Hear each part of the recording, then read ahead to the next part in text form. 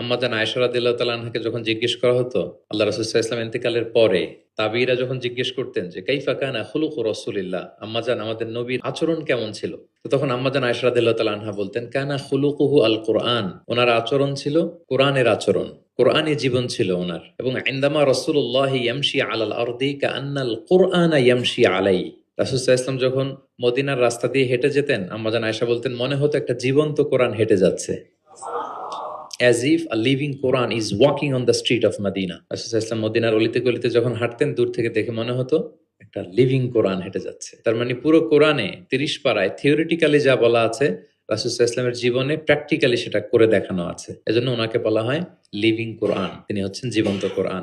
এবং এই কোরআনকে রিসিভ করতে যেয়ে তিনি অনেক কষ্ট সহ্য করেছেন, আমরা জানি। তিনি কোরআনের ভার বহন করেছেন। কোরআন কিন্তু খুব হেভি একটা বাণী, যেন তেন কোনো কথা নয়, এটা আল্লাহর কালাম।